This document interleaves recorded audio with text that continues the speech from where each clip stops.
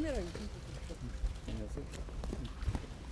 이재명 대표 구속영장 기각됐는데 어떻게 보시나요?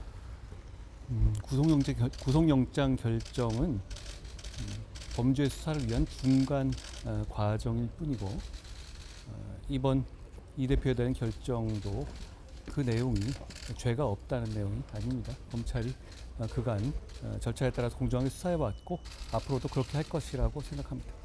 그 영장 기각 사유를 보면 좀 이화영의 진술의 신빙성을 좀 법원이 의심을 많이 하는 것 같은데 뭐그 과정에 진술하는데 문제가 없었던 건지.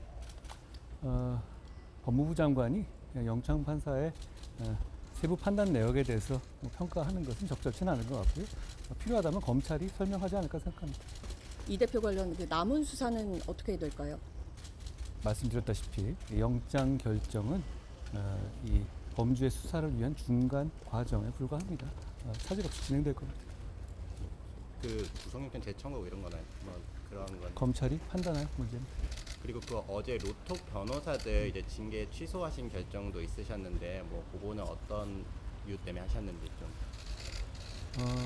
민간위원 다수가 포함되어 있는 법무부의 변호사 징계위원회에서 결정한 것이고 제가 규정상 그걸 수용하게 되어 있고 그래서 거기에 따라서 제가 수용한 것이고요.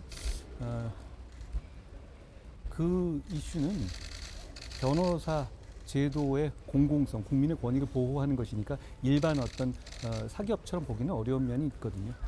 그것과 국민의 기술 발전에 따른 국민의 사법 접근성 제고라는 두 가지 가치가 조화롭게 고려되어야 할 부분입니다. 그런 것 때문에 시간이 오래 걸려서 여러 가지 숙고를 했고 그 끝에 이 123명인가요? 변호사들의 징계를 취소하고 다만 이 사법 그 플랫폼 업계에 대해서 어떤 이 영업 방식에 있어서도 제도의 개선이 필요하다라는 결론을 낸 겁니다.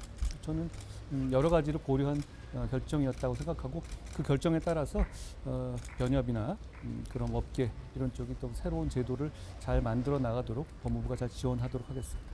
그 어제 영장 기각으로 야권에서 이제 무리한 수사였다 이런 비판이 나오고 있는데 요거에 대해서는 어떻게 보시나요?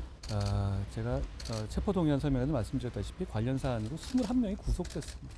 무리한 수사라는 말을 동의하실 만한 국민들이 얼마나 계실지 모르겠습니다. 이 수사 동력이 떨어질 수도 있다는 우려도 나오는데요. 범죄 수사는 진실을 밝혀서 책임질 만한 사람에게 책임을 지게 하는 절차입니다. 동력 같은 건 필요하지 않습니다. 시스템이 동력입니다. 좀 검찰 수사가 약간 정치 영역으로 들어오다 보니까 뭐 영장 결과가 뭐 바뀌고 이런 뭐 얘기를 하시는 분도 있던데 뭐 그런 거는 어떻게 보시는지. 정치인이 범죄를 저지른다고 해가지고 사법이 정치가 되는 건 아니고요. 그래서도 안 됩니다. 저희는 통상 사건에 따라서 사건에서도 뭐 중간에 영장 기각되는 거 많이 보셨잖아요. 뭐 그런 정도입니다. 흔들림 없이 수사할 것이라고 생각합니다. 추석 잘 주십시오. 고생했어요.